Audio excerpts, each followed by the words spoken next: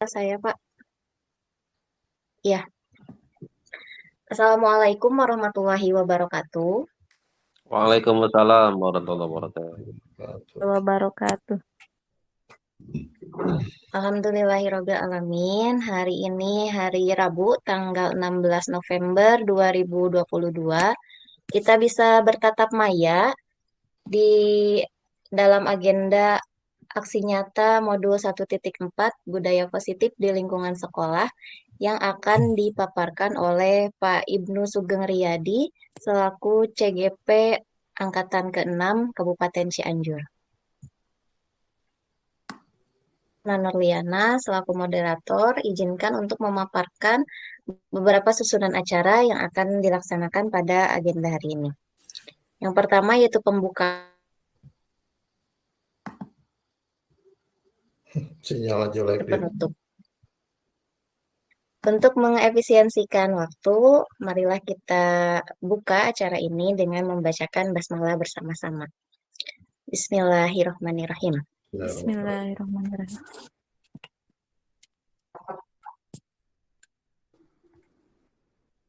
Berlanjut ke acara yang berikutnya, yaitu pemaparan yang akan disampaikan oleh Bapak Ibnu Sugeng Riyadi, calon guru penggerak angkatan.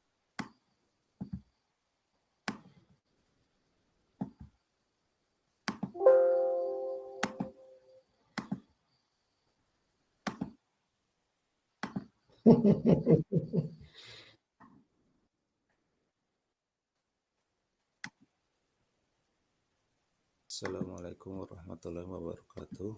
Waalaikumsalam warahmatullahi wabarakatuh. Wabarakatuh. Sebelumnya marilah kita panjatkan puji syukur kehadirat Allah Subhanahu wa taala karena dengan limpahan karunia-Nya, nikmat-Nya, kita masih bisa menyempatkan hadir pada kegiatan hari ini.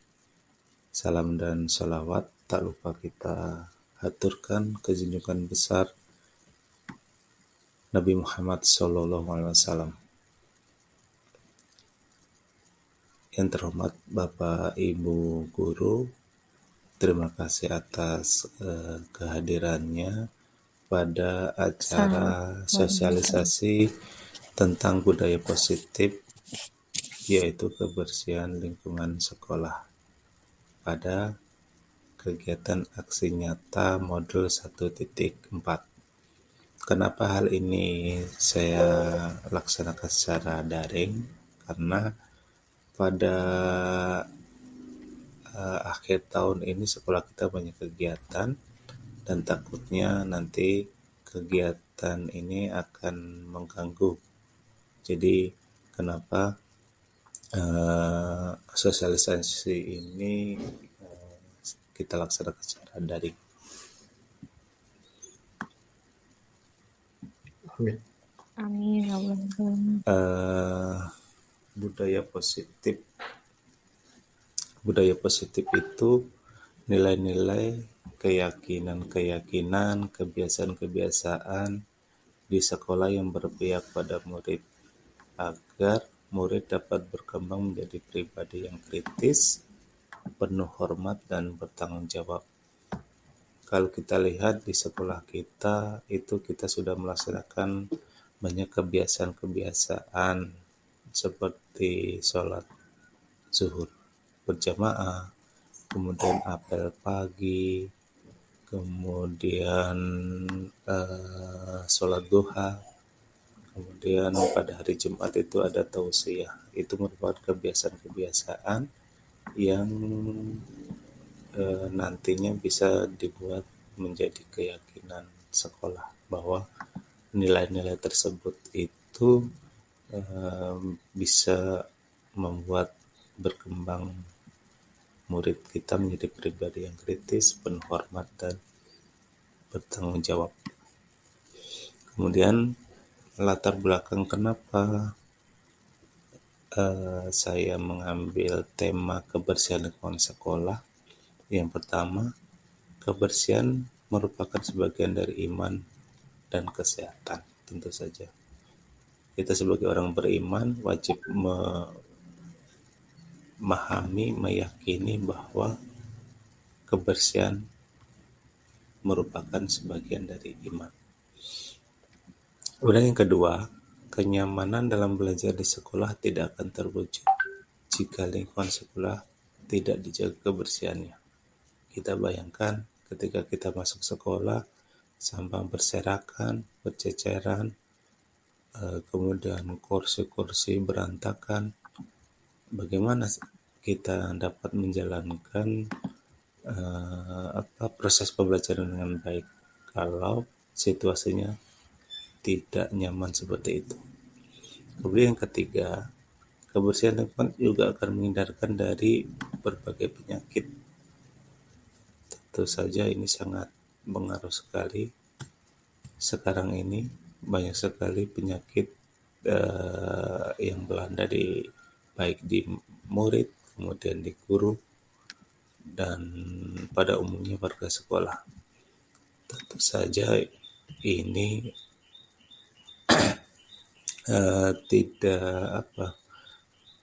bukan hanya di lingkungan sekolah sebenarnya, tetapi di lingkungan masyarakat juga, di rumahnya masing-masing juga. Tetapi paling tidak di lingkungan sekolah ini juga akan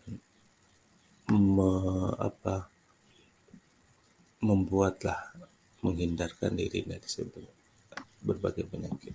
Kemudian yang terakhir, kesadaran tentang budaya menjaga kebersihan sekolah seakan terabaikan. Perilaku suka membuang sampah berceceran dan tidak pada tempatnya merupakan hal yang dianggap wajar oleh sebagian besar murid dan warga sekolah, sehingga perlu dirubah dan menjadi keyakinan murid serta warga sekolah bahwa menjaga kebersihan adalah tanggung jawab semuanya.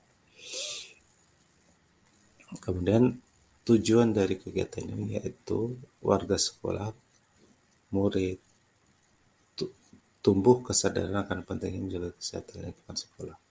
Kemudian murid dan warga sekolah memiliki tanggung jawab bersama dalam menjaga kebersihan lingkungan sekolah. Jadi tanggung jawab itu bukan hanya kepada murid saja, tetapi mulai dari kepala sekolah, guru, staf tenaga kependidikan, kemudian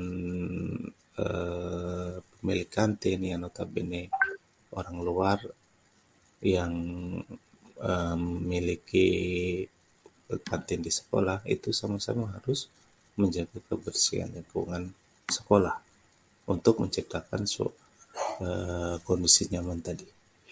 Kemudian tolak ukur atau indikator yang bisa dilihat atas keberhasilan menjaga lingkungan sekolah ini, yang pertama, tidak adanya sampah berceceran di lingkungan sekolah, baik itu di dalam kelas maupun di luar kelas.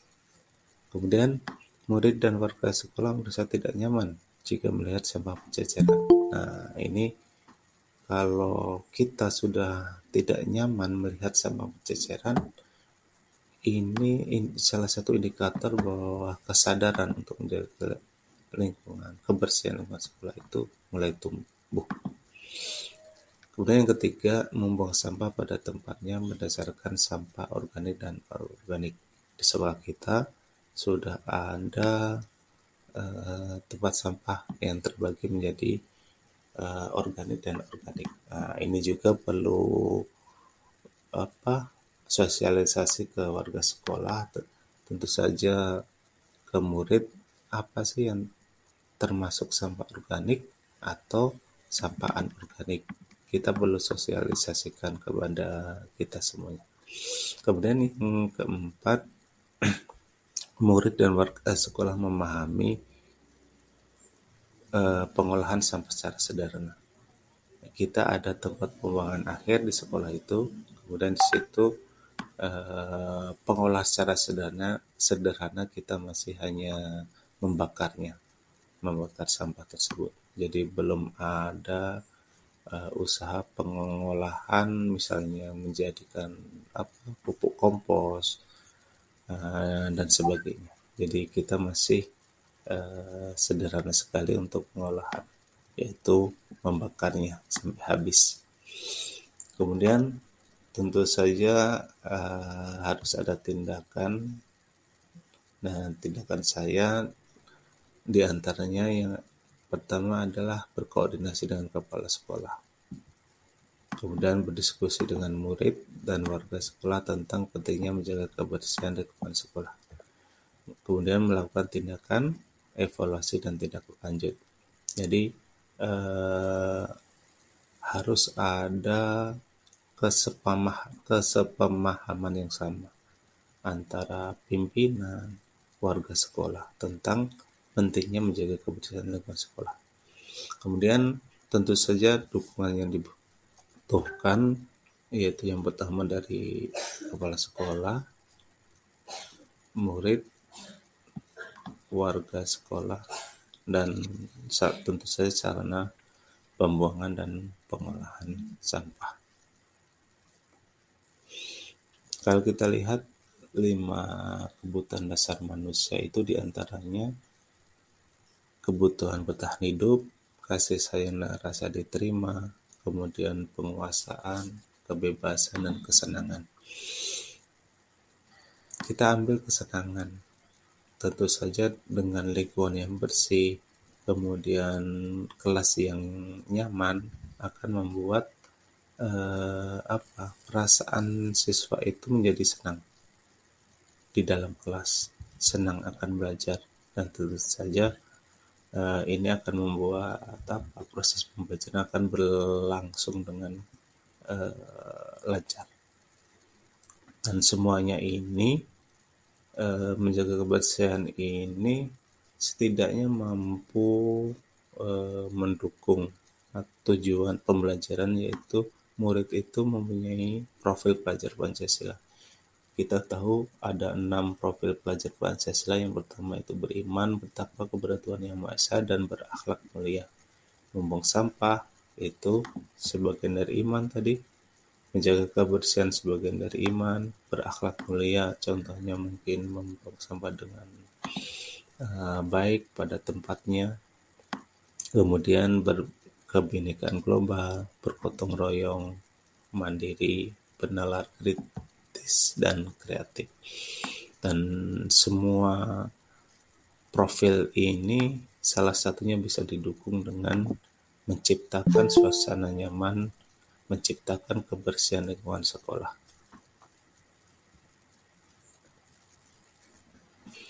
Ini itu saja yang bisa kami sampaikan pada kesempatan hari ini, sosialisasi ini. Mudah-mudahan bermanfaat, dan kami mohon masukan yang konstruktif untuk nanti action nyata di lapangan. Waktu kami kembalikan ke Ibu Moderator. Mangga, silakan Ibu Mirna. Terima kasih.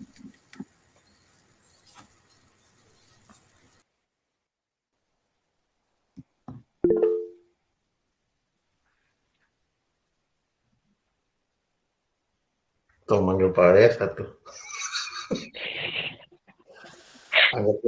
Anggap orang juga CGP.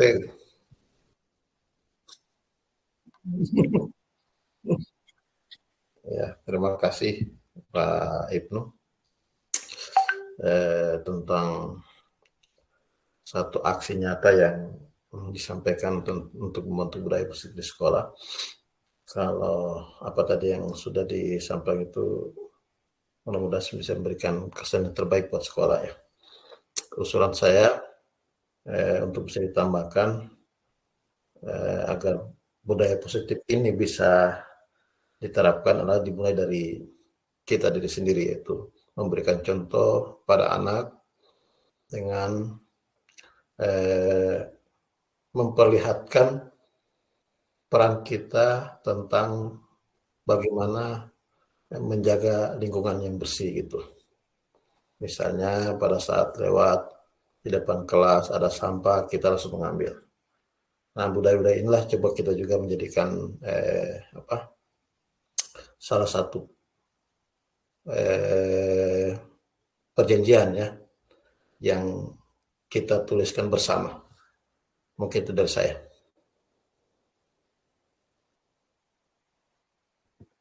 Terima kasih. Assalamualaikum.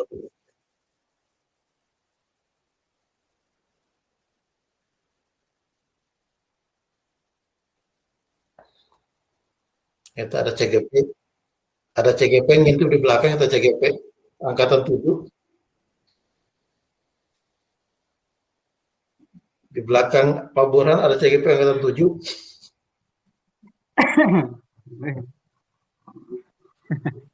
Ya, Assalamualaikum warahmatullahi wabarakatuh. Waalaikumsalam. Warahmatullahi taala Terima kasih atas wabarakatuh. kesempatannya. Mohon maaf tadi agak telat masuknya. Tapi meskipun sekilas barusan temanya mungkin tentang itu ya, kebersihan atau penanganan sampah di sekolah ya Pak Ibnu ya. Kayak karena kebetulan saya satu institusi dengan Pak Ibnu, kadang-kadang satu ruangan, satu komputer juga kalau lagi ngerjain PRK. Jadi mungkin hampir mirip dengan tadi pendapat Pak Alwi. Jadi untuk membudayakan kebersihan itu ternyata kelengkapan sarana itu kalau dari apa ya, bukan menghasilkan sarana ya Pak. Jadi kadang-kadang kalau saya lihat sarana kebersihan di SMK itu sudah lengkap Pak Ibu ya, sudah memenuhi standar yang cukup, itulah memenuhi standar dari dinas lah ya. Misalkan tempat sampahnya sudah dibagi-bagi, ada 4 wadah, misalkan untuk organik, anorganik dan sebagainya. Hanya saja tetap saja gitu. Jadi karena budaya anak-anak memang sudah budaya, bukan hanya di Cidaun ya, di Indonesia kayaknya. Jadi sepertinya budaya anak-anak nongkrong gitu ya di depan kelas, dengan di sampingnya ada sampah, itu sepertinya nyaman-nyaman saja gitu ya. Jadi tidak ada budaya merasa tidak nyaman ketika kumpul di samping ada tempat sampah, di depan ada sampah gitu ya. Jadi memang hal yang perlu diperhatikan adalah itu, membiasakan anak-anak. Dan terus terang saya sendiri pengalaman ketika sering mengingatkan anak-anak gitu ya, dengan anak yang sama hampir saya ingatkan, tetapi dievaluasi ternyata besoknya tetap gitu juga, besoknya lagi tetap gitu juga. Jadi dan evaluasi saya adalah sepertinya butuh sistem. Kalau sepertinya hanya guru perorangan saja yang bergerak yang mengingatkan anak, kurang efektif. Nah, sepertinya di sekolah juga ada sistem yang dirancang untuk anak supaya terbiasa. Apakah dibuat aturan, apakah dibikin penghargaan dan sebagainya. Itu sementara mungkin Pak Ibnu mungkin apa ya, tanggapan saja terkait dengan jadi menambahkan dengan kondisi di sekolah kita Pak Ibnu. Terima kasih. Semoga yang lain.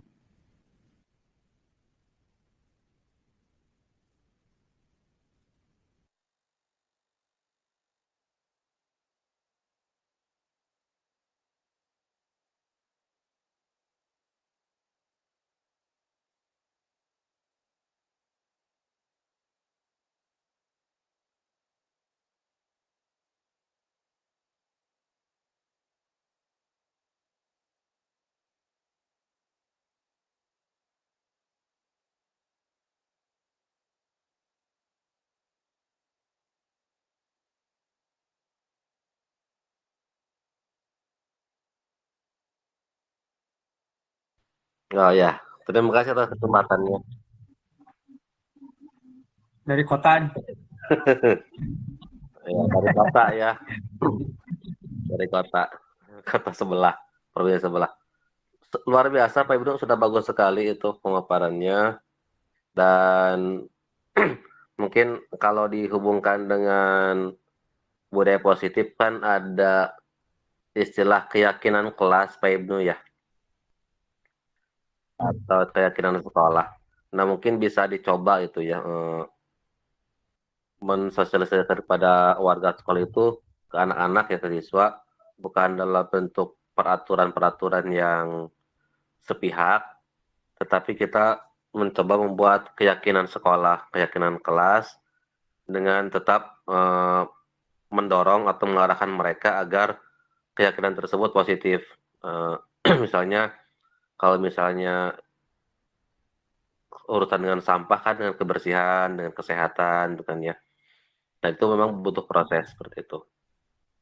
Jadi kalau belajar budaya positif mungkin nanti ada hubungannya dengan 5 posisi kita ya sebagai guru itu kan ada penghukum, kemudian membuat rasa bersalah. Nah, kita mencoba untuk memposisikan diri sebagai pengawas atau manajer seperti itu. Sehingga nanti anak-anak itu tidak kalau jadi teman kan biasanya takut sama dekat sama kita aja. Kalau sama kita mungkin dia akan berbuat baik, tetapi kalau kita nggak ada sama guru yang lain mungkin dia tidak nurut seperti itu. Itu saja sudah bagus Pak Ibnu. Semangat. Assalamualaikum warahmatullahi wabarakatuh.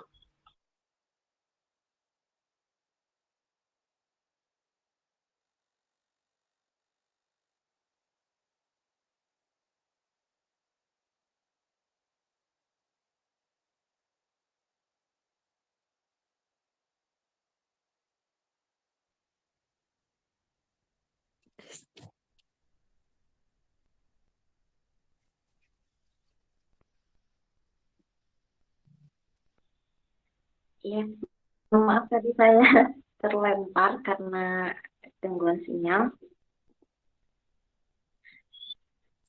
Iya, sinyal tidak stabil.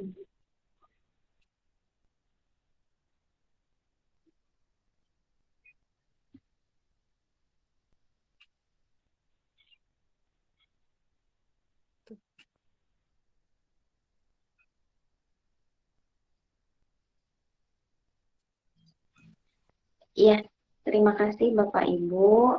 Ya, tadi pemaparan dari Pak Ibnu mengenai budaya positif di lingkungan sekolah, ya, terutama difokuskan kepada kegiatan kebersihan, ya. Sudah disampaikan beberapa latar belakangnya, tujuan, serta bagaimana kita bisa menerapkan budaya positif tersebut di sekolah kita.